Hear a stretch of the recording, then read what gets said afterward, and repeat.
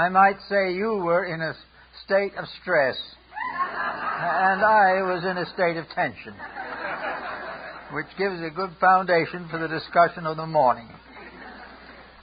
We are much interested in these days in trying to do something to change the ways that are destroying our way of life. Every day the papers have reports of new and useful reforms, most of which do not work. They do not work because if they would work, we'd be using them already if we liked them. But they interfere with us. They make us do things we ought to do, and that is a very serious mistake. No political party will ever succeed with that as a slogan. So we take the problems of today and we say, what is the cause of stress? Well, stress is a misuse of something. When we use energy correctly, we have proper function.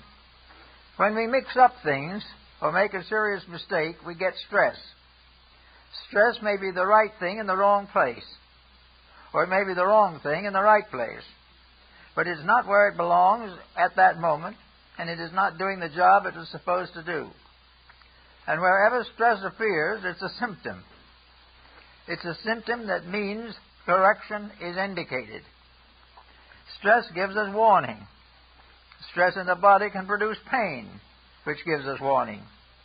But wherever there is discomfort in this universe, we must finally decide that man is responsible for it. Nature did not cause the discomfort. Living things in various orders, becoming in one way or another maladjusted, this results in pain, stress, and the misfortunes we worry about.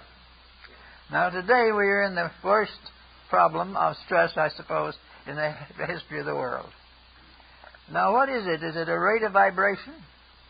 What is this thing that is contagious and infectious and runs through nation after nation and brings the whole conglomerate into trouble? It is vibration. There's no question about that. Vibrations of one kind or another striking other vibrations which are not suitable or compatible become involved in conflicts of one kind or another. The reason we are in the mess we are in is because we are out of step with the plan. We are not doing what we're supposed to do. We are not taking care of ourselves as we are supposed to. We are misusing the natural resources that come to us as we are not supposed to. And in one way or another, we are, in a sense, delinquents. Delinquent as a group. A delinquent civilization. A delinquent order of life. What we call humanity at the moment is really a delinquent order of life. Something that seems to insist on doing things wrong. Now we can say that that's an exaggeration. That a lot of people are doing things right. But when we look into it carefully, we find that the people who are doing it right are not very well known and not very numerous. But the people who are doing it wrong are very famous and are very, very numerous. And they keep on being numerous, and they make new rules and new laws and new covenants so that they can continue to be delinquent. Now, it would seem that the average person coming into a country which he is not native to would do what we do when we visit foreign countries here. The first thing we try to do is to find a little textbook so that we can ask and answer simple questions. Then we try to study about the country a little bit, what its customs are. We don't want to insult or injure somebody. We do not want to appear to be unpleasant. So we do all ways that we can to do little things that make us pleasant in that country. And we probably get along pretty well, and of course, fairly, honestly, we are all the time looking for bargains. Bargains was really probably what took us there in the first place. It wasn't love of scenery. Well, we caught a little scenery along with the bargains, and all went well. Now, when we come into this world by birth, we are coming into a strange realm. Perhaps we've been here many times before, but we've forgotten it. There is nothing that we learned long ago that is immediately available to us. We have to search memory and recapitulate some of the happenings in order to make ourselves adjustable to the new situations. So we come in new and ready, and we immediately begin not by becoming strangers and by trying to learn the ways of this country, which is going to be our host for a while. We come in with only one thought in our minds: to change the country. The country must do what we expect it to do. It must do just what we want. It must give special priority to everything that we like. And most of all, it would be honest when dealing with us, not necessarily all the rest of the time. So we come in here to take over something that we know nothing about. And we've been doing that from the dawn of time. We have come in as mental giants. We have come in as capable of ruling everything. And we have settled down to imposing our own laws upon a world that has laws of its own. Natural law is inevitable. Human law is usually in trouble. We go back to the very beginning of all this, we find various codes of law, like the codes of Hammurabi and the codes of Justinian. We find that in ancient times men created codes. Now, the earliest of these codes was probably the most honorable. We would consider them the most primitive. We don't think of those codes anymore because they demanded honesty, and that was a mistake. We don't do that when we're really building something for ourselves. Mistakes are for other people, and we want to profit from them. But we do not want to change our own ways. But in any event, we have these ancient codes, and they tell us very simply, keep the rules and they'll keep you. Break the rules and the rules will break you. But we're not following that line of thought. We are doing everything we can think of to create systems for evading facts. Finding that the truth is too uncomfortable to endure, we've got to change the truth, not ourselves. We must continue to find ways to doing what we will and want to do in a universe that says we have to do and be what it wants us to do and be. We are not here to change the universe. We are here to grow up. The child that goes to school is not here to build a new schoolhouse. He's there to take the instruction that has come to him. Now, in the days that have gone by, we had plenty of opportunity, going back 5,000 or 10,000 years, to find out what happens when we're foolish. We've all watched and read about civilizations and cultures and individuals and families that did it wrong. We know the trouble they got into. We know the tragedies that they caused. And we also know that we have inherited a great deal of misery from their mistakes. But it never occurs to us to realize that there were rules to start with that we should have been giving thought to, that we should really have been attempting to understand and apply. So we keep on making our own little rules, and we keep on getting in trouble with them. But if we wanted to make the major rules, the changes that would straighten it out, it would cause us to do things that we really don't want to do. We do not want to cooperate. We want to compete. We do not want to rejoice in the well-being of others. That we want them to participate in the process of taking care of our well-being. All the way along, each individual considers himself the object of major consideration. He wants to do it his way. He thinks the world should permit him to do it his way. He thinks if he wants to take over somebody's country, he can do it if he has physical strength great enough to permit it. Where moral and integrity come in, there's no interest. So we have managed in the course of the last 5,000 years to get ourselves into a very difficult situation. We are in a condition in which we have catered to ourselves for so long that the possibility of not catering to ourselves is cataclysmic. It's going to be the most difficult thing in the world. But as it stands today, we are in the midst of the mistakes we have made, and the effect upon us is called stress. Now, how are we going to understand this in some way of ameliorating the situation.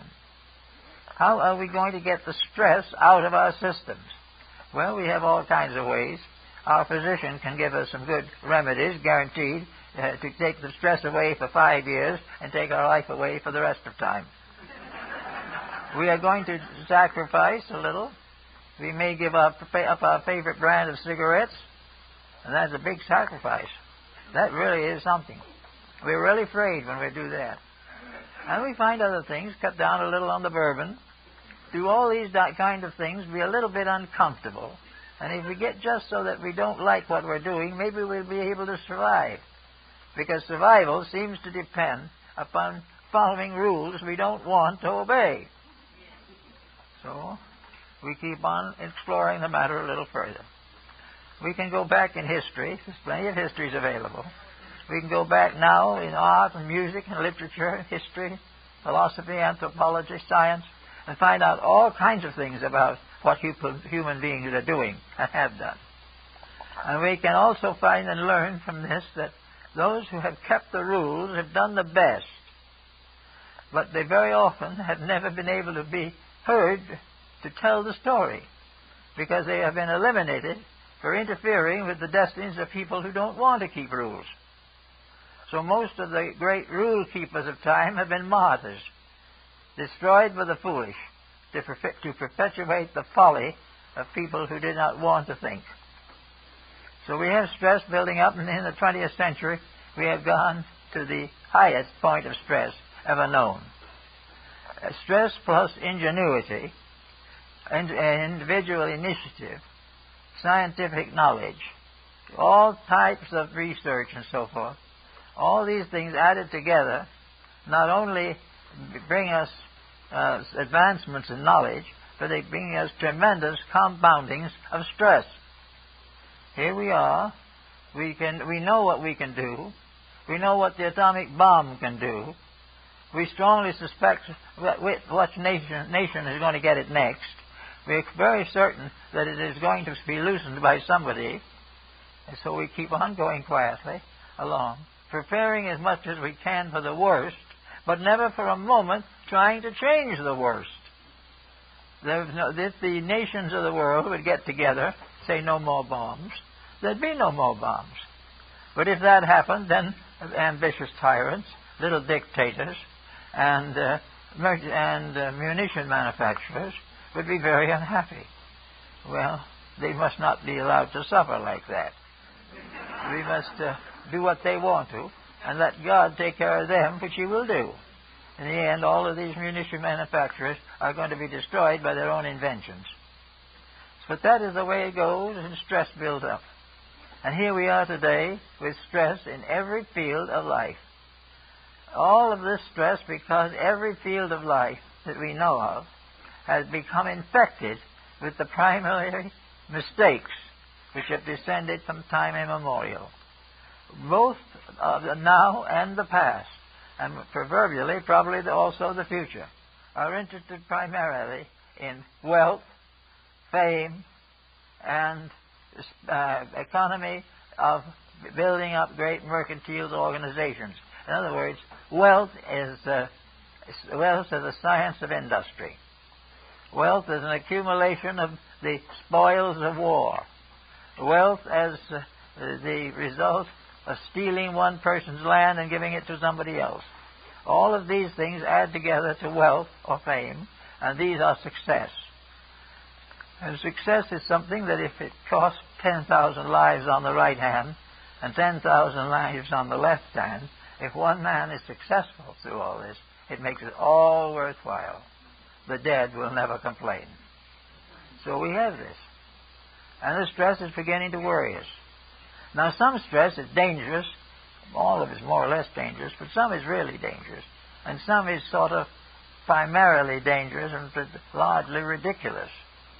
The stress that we have in the arts and in education and in music and in these areas of the so-called cultural activities are really more or less ridiculous, because there's not any case in which the new forms are equal to the old ones.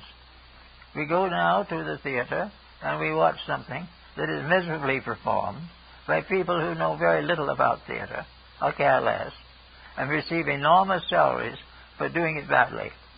This is unpleasant. But we can all stay home. We can stay home and listen to the television, and that's still more unpleasant. So we don't have much choice unless we want to pay $50 for a seat to go and watch a ball game. It's all very foolish. And altogether, it's making people tired. It's making them sick. Now, we know from nutrition and from the new sciences of dietetics and so forth that the individual who is emotionally distraught, who is psychologically disturbed, and who is physically underprivileged and undernourished is not going to be healthy. And out of the lack of health comes a series of things that are not just simply toxic in the sense of digestion. Out of this sickness-like condition of the majority of our people of the world is coming a sickness of life, a sickness of mind, a loss of values, a destruction of morale. And gradually we are destroying ourselves by destroying the integrities which make our survival possible. We are destroying the human race because we are neglecting the things that make the human race live. The human race does not live by the grace of God, not essentially. It lives by the intelligence, common sense, and integration of people. That we live because we keep the rules of living. When we break those rules, we threaten our own survival. And no one seems to care much about this. We hear a lot of objections, but we kind of feel underneath that it'll all take care of itself. We may not have any more trees, but that's a minor discord. We don't realize that those trees are really very important. They simply basic, nothing now but newspaper print on, with the roots still on. We do not understand that when we change all these things, neglect the right things, and do the wrong things, that we become sick. We are sick of worry, because worry causes desperate action. And desperate action can lead a peaceful people into war and massacre. We are also miserable because wrong actions upsets our economic balance. We do not know the security of our families. We do not know how much we're going to pay for rent next year. All these things are basic mistakes due to the fact that we have suffered from stress and suffer from it every day, but quietly decide not to do anything about it. Now, sometime we probably will do something about it. And we remember the case in the work of the philosophers and the work of Giordano de Boccalini, where the wise men, receiving a great plea from humanity addressed to the gods pick out the wisest people in heaven and send them down to take care of the earth. So they all appear in some place, a modern equivalent of Athens, where they are going to do great things for the benefit of mankind. And everything they try to do, someone objects to. One of the wise men said, let us put windows in the hearts of human beings so that we can see the real motives of each other. Of course, it's symbolical. But some other human being got up and said, if you do that, we can't deceive each other. And if we can't deceive each other, then business can't progress. And if we don't make mistakes, then others will. And if we make mistakes, they will also. But if we put windows in to everybody see everybody's mistakes, no one will believe in anything. Well, that's exactly the state they were in. So they tried one thing and another to see if they could find out what to do. And one day, success came by. Oh, it was magnificent.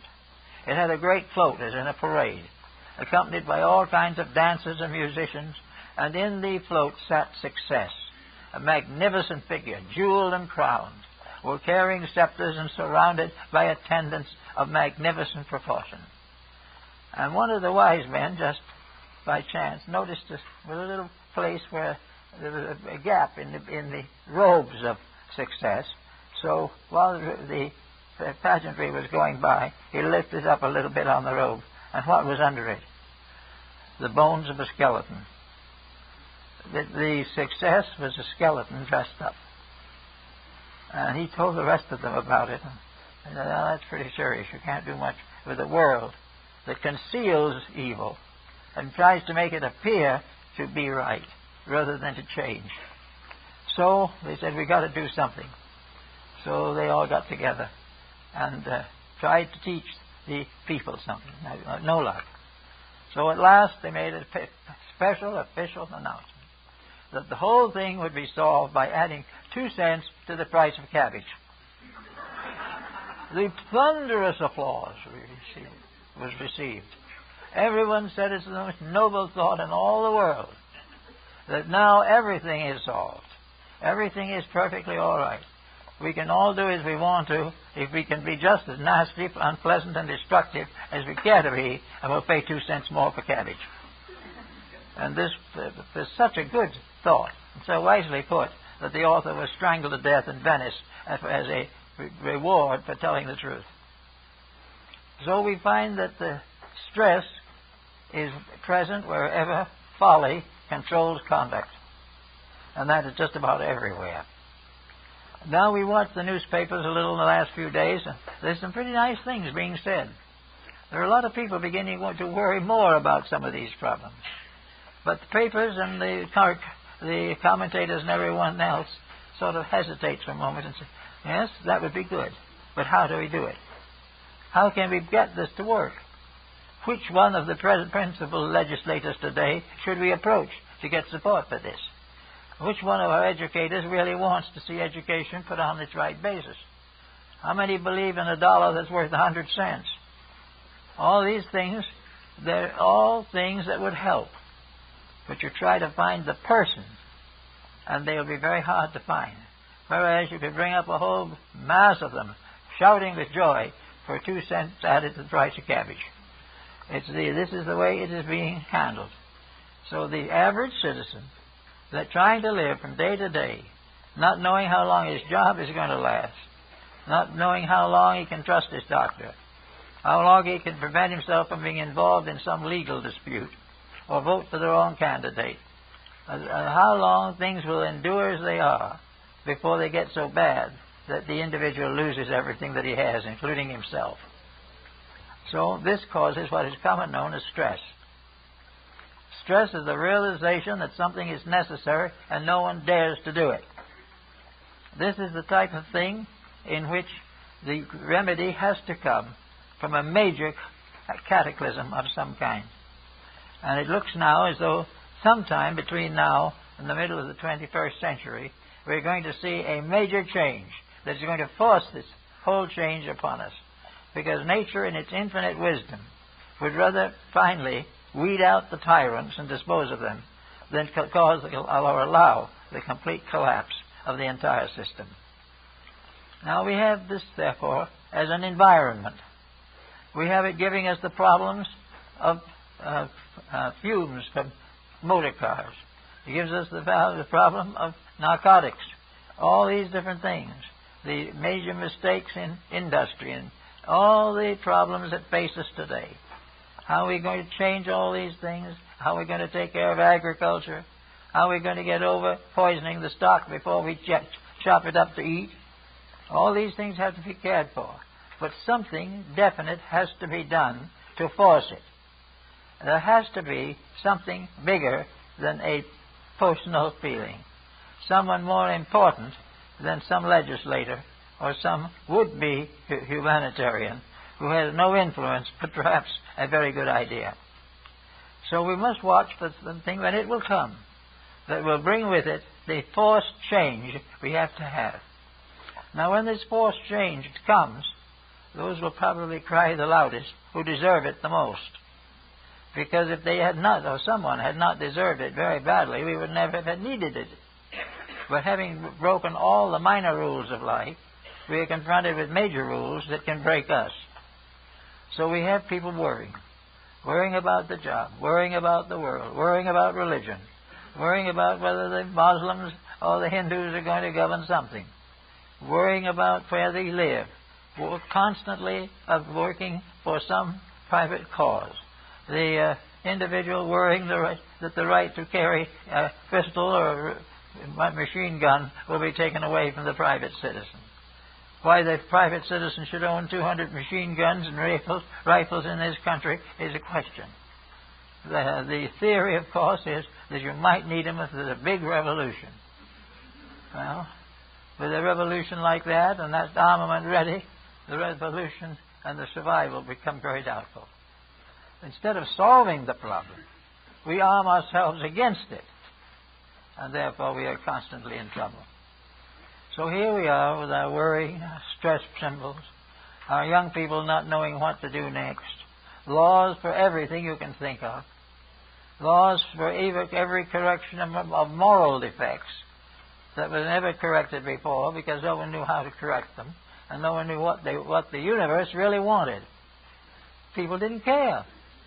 Most people did not build their morality upon universal law. They built it upon religious congregationalism. They built it on what one church said for them, another church said for something else, one religion said it for Islam, another said it for Buddhism. Each one of these said it a little differently, but no one was really interested in discovering the simple fact that they were all talking about the same thing. Everyone was so frightened of the wording that they didn't stop for a moment to think about the ideas involved. So here we come along down through to the 20th century. And we come now to the little planet that we live on. A little planet in which the air is getting more polluted every day, that the water is no longer fit to drink. All these things are getting worse all the time. Congestion, land problems, all kinds of employment situations. Even religion and languages are becoming involved.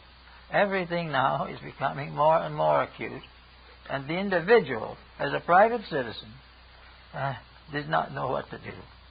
So while this stress is building out in space, tension is building up right here at home in the family. So the world's stress, due to the world doing it badly, is now coming through to family tension. The effect of this conglomerate of pressure on private citizens who have no background, no essential preparation for the responsibility of solving great social problems. There are problem solvers that are very simple. The truth of the matter is, most of our problems have been that we've made solution difficult, when it is not the solution, it's the problem that is difficult. But we haven't thought of it that way. So here we are, with generations of young people growing up without integrities, without morals, with everything based upon the almighty dollar, and we get word coming through the mail any minute now of a new country that has developed nuclear weaponry. All these things we take for granted, and then comes people. Now, people are a very interesting thing. We must study them carefully because we don't know how long we're going to have them.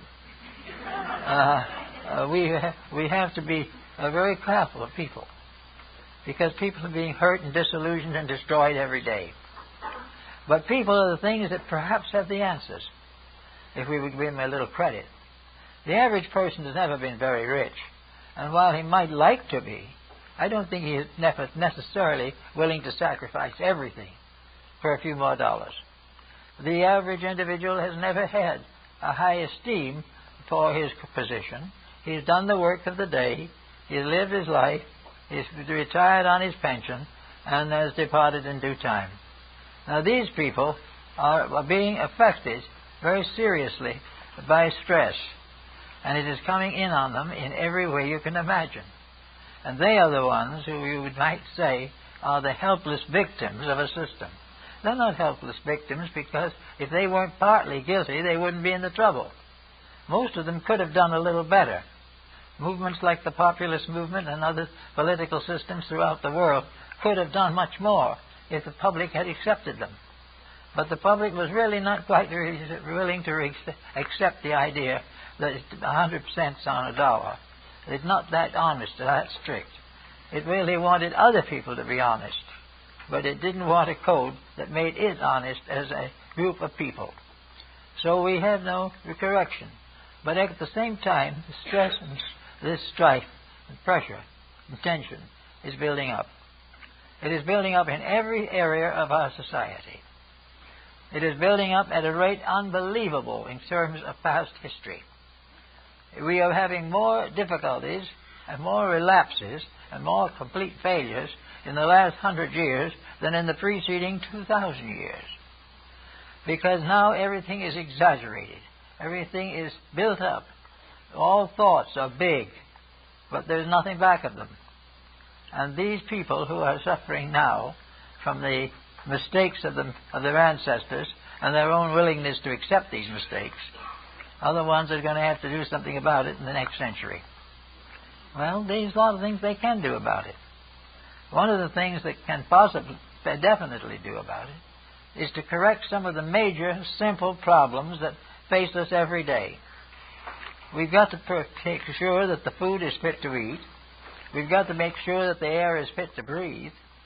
We must be certain that some basic values upon which survival depends are provided for. We can't keep on having oil spills all the rest of history. If we do, the history isn't going to be very long. We cannot neglect all these immediate things that are just actual monuments to stupidity and selfishness, and can hope to go on. So all these basic, simple things will probably have to be corrected.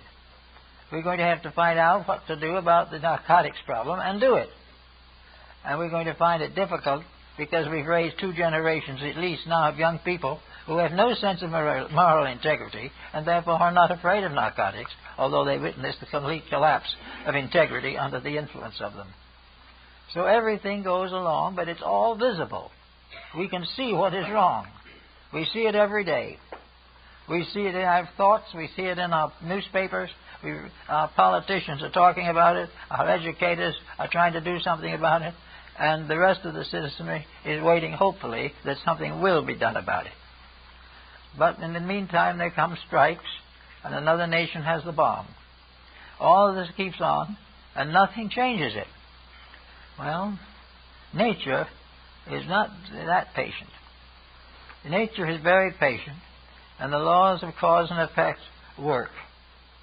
And the principles of integrity work. We give every individual the right and the privilege of correcting his own faults. We give him the opportunity to do it right. If he's doing it wrong, we try to educate him. Nature tries to educate him. After 25 or 50 oil spills, nature has tried to educate us something about the petroleum industry. We have plenty of opportunity to learn. But wherever it is disagreeable or contrary to our economic choice, we don't learn. It is the thing that is done honorably that is considered as the objectionable alternative. It's not the thing we should be doing. It's the thing that we should win without doing. Now, all this is also talking down into our personal lives. At the bottom of this chain of circumstances is the world home, the family, young people, all the things that go to make up the simple society which has been ours since the dawn of time. We are therefore in the midst of a time in which the most crucial factors lie in the immediate personal circumstances of people. We are in the presence of time in which moral problems are very serious. We are dealing with problems of abortion. We are dealing with all this type of thing. And we are dealing with all of it with a kind of nonchalance. It doesn't make much difference how it goes, business. And if the justices, the Supreme Court, say it's all right, it's okay. Well, it isn't at all that way. It doesn't make any difference who says it or what they say. It is either true or it's untrue. And if being true it results in misery, then the misery was necessary. If it was not necessary, then the misery is a sham. But we find every day that the problems that we create and face can only be solved by integrity. Now, gradually, however, things get worse in the individual's life. Most people today in so-called civilized nations, which means really that they're not at war at the moment, this type of thing is something they have to think about. They have to go into it a little bit and try and find out how to keep what is good and get rid of what is not good. Now, how are they going to do this? There has to be something that forces this viewpoint upon us. Now, Nostradamus tells us, or intimates very clearly, that in the 21st century there is going to be a major upheaval. He's been pretty correct on everything he has done, from reading the ancient books of the tribe of Joshua in the old Hebrew distribution. He is of the opinion that there will be a great confrontation that will probably begin before the end of the present century. In the next 10 years, we're liable to see more happen than in the previous 100 years, even though we went through 2 world wars and 2 depressions. In the next 10 years, many things are going to be forced upon us in the form of change. We are confronting political situations like the establishment of the sovereignty of Hong Kong. We are dealing with economic changes, as in the relationships between communist and democratic countries. All around there's anything happening. Nation after nation is going to war. Leader after leader is leaving the country with the funds. All these things are part of a tremendous program that is adding up to something. Little by little, we are euchering the situation until a certain pattern is set up. A pattern which can result in a complete overwhelming and overturning of what we call civilization. Well, if we come to deserve it, we have to take it. And it looks very much though we do deserve it. The only thing that we do not deserve is peace. We've never earned it. We do not deserve security. We have never honored it. So we will get what we have earned, but in so doing, there's going to be a lot of headaches. And these lots of headaches are going to come under the form of stress and tension. The stress of the world will result in the tension that descends upon people. Everyone today is tired. Everyone today is uncertain as to what to do. We are uncertain where to put $1 for security. We are uncertain where to educate our children and what to teach them. We are insecure as to what we believe is religion and what we do not believe is religion. We are insecure in government, in education, in science. We are insecure in medicine. All these things. We are not sure of any of them. Not sure because we've never earned certainty. We've never tried to be certain. All of these things have gradually developed into tremendous rackets, situations existing only for financial gain to somebody and financial loss to somebody else. Now, it would be kind of nice if in these emergencies something could be done to arbitrate these major decisions, so that instead of having to pass through another great catastrophe, in which, as Nostradamus seemed to imply, that we would face Asia for the final showdown. But in any event, the fact that these things could be arbitrated, there's no reason why there should be a third world war.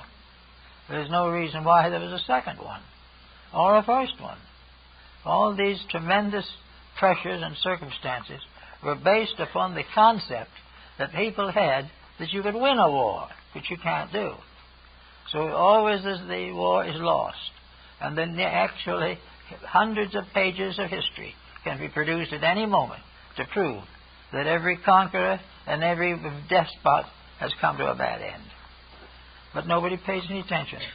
Each one has the discovery or the invention that is going to make that his particular purpose successful. And in the meantime, new generations are growing up. Generations that are being born in periods of instability. The young person of today, growing up in the early teens, has absolutely no basis for building a mature judgment on any subject. Has no way of realizing that there are responsibilities in life that must be accepted. There is no thriving drive into religion to find the truths of faith. There is no particular interest in the moderate, simple way of life. There's no desire to go back to the farm, and if he did go back to the farm, it's probably subdivided into condominiums. Always there's something. The land is now just being destroyed. The trees are being cut down. The rivers are being polluted. The sewage is so bad that even sewage can't stand itself. All these things, and nobody does anything about them. Everyone is helpless. We don't have time, money, or thought to do something about the sewerage, because it's much more interesting to see if we can land a projectile on Mars. Maybe the man in the projectile hopes he'll get there, but nothing is being done. Science is doing all these wonderful things. Men are born, men suffer, and men die. The great facts of life have not been considered. So it's either going to have to be considered, or the stress will go on. And we may say that tension and stress are natural symbols for what is wrong. They are the evidence and proof and actual reality of needing the changes that we hope will be accomplished. And everyone who is interested will have to start accomplishing these things in his own family. I heard a case not more than 2 or 3 days ago of a very nice family of people who have a wayward child. And this wayward child is driving them all to destruction. It would be absolutely a miserable miscarriage of universal justice if the child ever belongs to anything. But the child will succeed, probably become very wealthy, will also have children who will succeed by very wealthy, and then some great flight of planes over the continent will destroy the bank and the stock exchange and leave nothing but death. So we have all these problems as part of stress. And this stress is being felt now, it's rather ridiculous to say so, that how with all this hanging over, with planes hovering in the air, sewage rotting in the bodies, the grounds, with everything tied up and everything running down, that we should be very worried over such tremendous problems as where to hold the next Olympic Games. But these are the things that happen. We do not pay attention to anything. We suffer when we could be curing things rather than wasting time.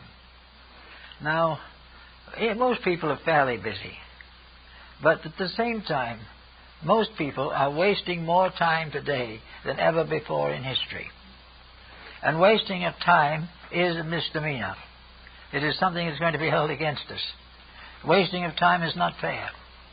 To sit in front of some television outlet and watch people do things that are ridiculous, watch them also do things that are immoral and destructive, or wander around in a world of fashions and economics, and live this as life, to realize what has been said, that many, many people spend from 6 to 8 hours a day, every day of their lives in front of a television. And yet on the television itself, they're never going to be the answer, because they're going to be very careful to keep that off the air. We're going to get only the same things we've been getting. And people have no time left to do any thinking. If they read things that are not very important. I saw not long ago a list of bestsellers in literature.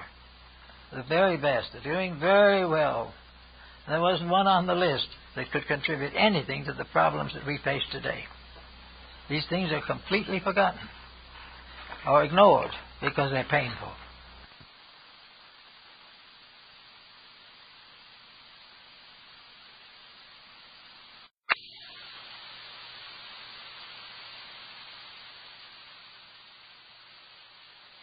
They get more and more painful. And then people are going to have all kinds of ideas. They're going to say, I had a nice boy, he grew up and he became a dope addict. I just can't understand why he would do that. Why he did. We were nice people. We were a good family. In fact, I think we went to church occasionally. But the boy just got out with the wrong people, that's all there was to it. And now he is in an institution and will probably die. Why do these awful things happen to me? Why? Because we don't do anything to prevent them from happening. When the time came to give that boy the proper education, the proper insights, either the family didn't know what they were doing either, or they were too busy to pay any attention to what he was doing. So it all goes. Millions of young people. We have about 200,000 a year of really serious juvenile criminals. This is not necessary, not reasonable. And it results also in a terrible headache for the facilities that exist to help these causes. There is no way that we can prevent the problem that we have, this problem of stress and tension, until we realize that we are nervous wrecks because of the consequences of our own actions. We have created a world that would drive anyone into a moral breakdown. But we don't combine or think of the fact that we are doing certain things ourselves has anything to do with the collapse of our culture. Our culture, we think, is something separate. We pay government 5 times what it's worth in order to take care of this for it. And it's taking care of nothing but itself. All of these things are mistakes that we either have to pay for or live with. So we have tension. We have stomach trouble. We have all kinds of things. It's very difficult to imagine why the ballot should have something to do with ulcers of the stomach, or why we would say that our election as it comes along can be held responsible for glandular difficulties in the human system. But the human body is a government. The human system is an organization. It is just as completely scientifically consistent as any other form in nature. And when the human body goes out of kilter, it's because something in the environment is preventing it from functioning. The conditions necessary for a healthy body are the same ones that are necessary for a healthy world. We don't have a healthy body and we don't have a healthy world. We have people who work very hard at some rather prosaic task into their 60s, then they retire. By the time they retire, their bad habits have begun to catch up with them, and their older years are very often unpleasant. There is no need for these things, but we do not do anything to prevent them. Now, we have probably 50 or 75 ailments that are particularly strong in the case of older people today, or develop suddenly and unexpectedly in those of middle life. We suddenly find that people are cut down for no reason that we can see. They haven't done anything wrong. Maybe they spent a couple of nights a week in the bar or something, but they never did anything really wrong. Only 5 packs of cigarettes a day, which everybody does, and they all look innocent. Yet these very same people know perfectly well what they are doing, but they're not admitting it to themselves, and they're not admitting it to anybody else. So they're going into stress and tension. The tension that is inevitable when you know that what you're doing is wrong. And the stress is inevitable when you keep on doing it and will not correct it. So we have probably half the population of the earth today that knows it's not doing it right. But it'd rather worry itself to death than change its ways. And that's what it's doing. And we're finding new and interesting ways to keep more trouble. And again, young people will go out and die for principles that they never learned to live because they were prevented. Education should begin always with what is a clean, basic pattern for living. Education should provide each human being with a code of life that it can follow without fear, that it can go on and know that it can live its life within that code without unnecessary suffering which it causes it for itself. There's no reason why people should reach 50 or 60 years old before the fact that they've made a mistake catches up with them. Most of them don't even know it because they've been talked out of the integrities. The man that talked them out of it is also gone because he believes it. When tension is here, elderly people don't want to live alone. Retirement homes. Homes that break up before the baby arrives. Families in which they're all one-parent families. Some not related or not married at all. Individuals living by any system that they can think of, or that appears to be most convenient, regardless of whether it is correct or not. Well, between now and the end of the next century, this condition has to change, and it will change. The stars in their courses have so stated. There cannot be a continuation of destruction without destruction effectively destroying that which it attacks. It has to be changed. We have to have a new way of living. We have to have concepts of how to build a future so that we don't have to work on this stress-tension pattern. Nations should not have stress. If they didn't have stress, they wouldn't need armament, because armament is fear of a stronger enemy. And no matter how strong the individual is, there's always a danger that somebody else will get an extra gun. We know that at the present time, nations are already plotting how they're going to destroy each other. And this for human beings who have come up through mere thousands and millions of years of evolution to spend their own lives thinking about destroying each other is really pretty poor stuff.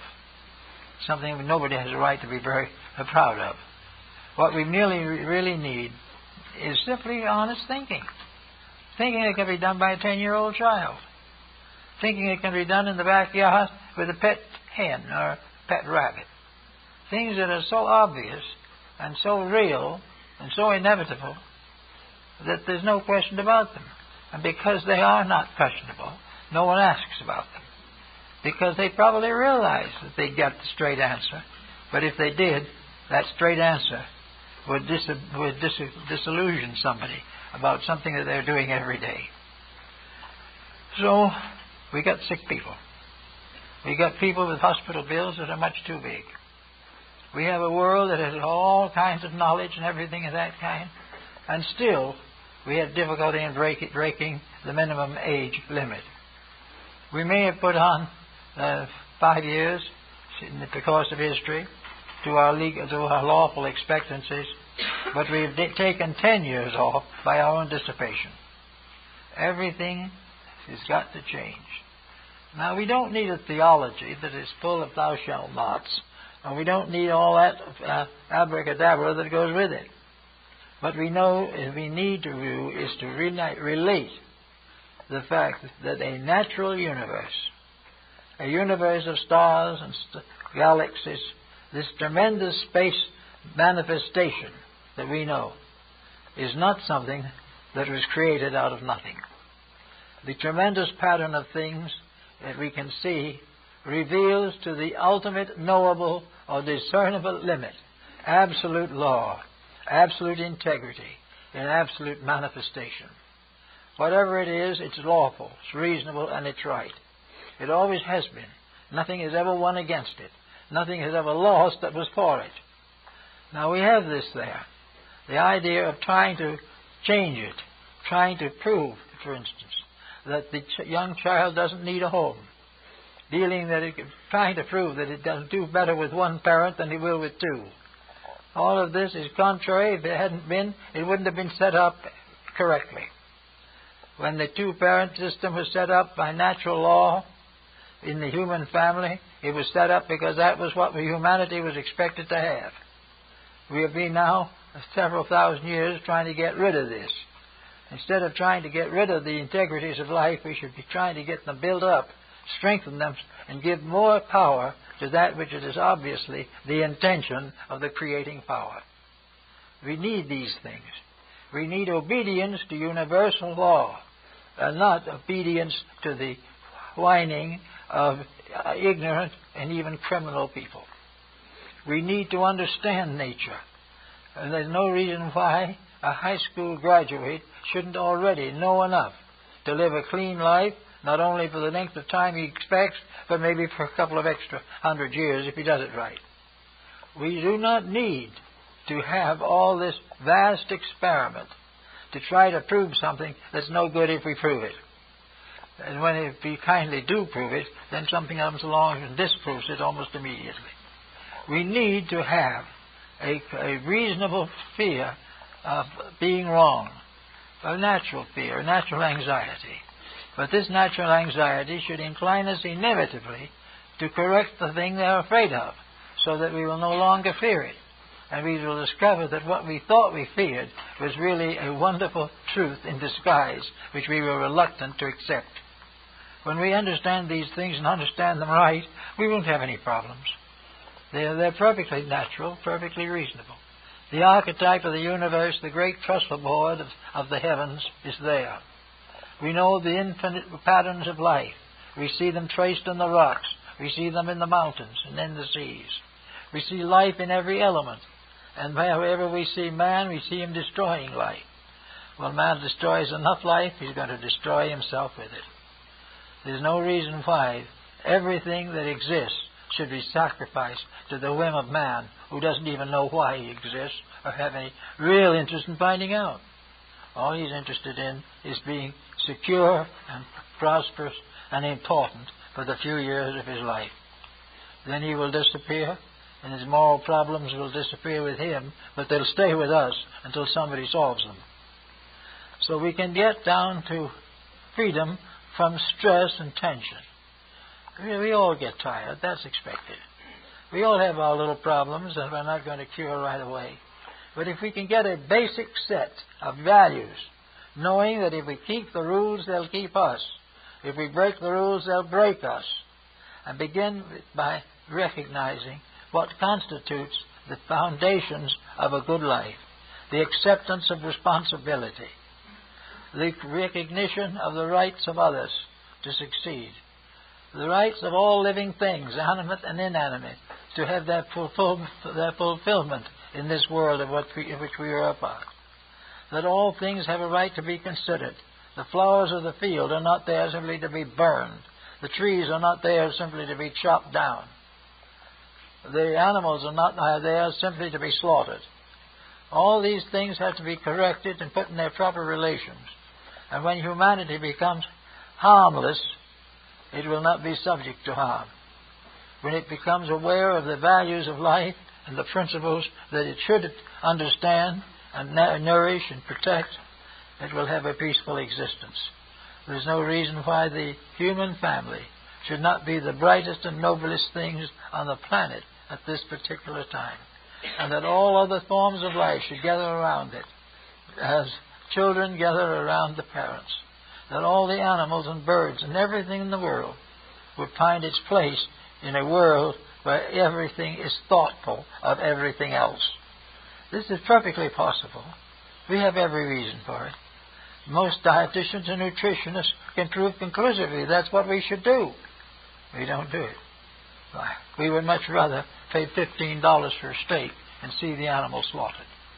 All these things have to change. And when they do change, stress will change. There's not going to be all this fear and worry and anxiety. We're not going to worry about our stomachs or our delinquent children. We're not going to hope that perhaps we'll live out our full life and not be destroyed by a war that would just tear down everything that we have. We do not know the mysteries of earthquakes and storms, but in some way the ancients knew that they were sent because of need. One way of reminding the individual that he is not essential in his present condition is that he is removable. If he was right, he would not be removable. He would not be removed. But where he does nothing but cause trouble, he is impartial of good or wrong. He is therefore capable of being expended. So there will be better times coming. But I've noticed in the papers and things recently, the last year or two particularly, more and more people are becoming aware of this. The time is now coming more and more when we're beginning to think. And they're beginning to think of how to do this right. Get it right from the beginning. And of course, average persons can't do anything very big and colossal about all this. They're not supposed to. Life is not going to be saved by a few colossal people. It is going to be saved when average persons are ruled by their hearts, live according to their dreams and hopes, are kind to each other, worship truth and good, and devote the unfoldment of their lives to mutual service and cooperation. When we have that type of thing, we'll have a good world. And we don't have to have specialists tell us about it. It takes years and years and great big 50 textbooks at 500 pages each to tell us how to do it wrong. When to do it right, we have to sit down and just either open the Bible to the Ascension on the Mount or simply quietly realize the need for the fatherhood of God and the brotherhood of man. That if we live right, all these elaborate remedies are unnecessary. And the proof being that the false remedies never have cured anything. And wherever the true remedies have been applied even temporarily, they have made great contributions to permanent progress. After the world wars of the present century, after the tremendous sorrow and tragedy of probably 50 wars at one time in some places, we should realize that we are coming to the time when all this is stupid. There is no need of good people going out and killing each other, simply over the fact that some dictator wants the territory. So, goodness, kindness, these things start at home. If you say you're under stress or tension, try forgiving an enemy, try being kind to someone you have neglected, try doing a service to someone in need, and try bringing a little light of understanding and insight to your children and their children's children. Do the things that are right in a little way, and a heap of little things done right may become the mountain of salvation. We are definitely at a division of the way. We must either go of our own accord, joyously, to the better things of life, or else we must go suffering from the penalties of our own mistakes. It is much better to go gloriously than forlornly. And the forlornness will not be due to nature or natural law, but to our own selfishness. We have a perfect right to hope, to have as good a life, good a world, good opportunities as we are willing to earn. And we can start earning already. Most people have earned a little already. Just build on the little you got started with and keep it going. And by the time this great emergency arises, you probably will be very comfortable, very well set, and doing what you should have done all the time anyway.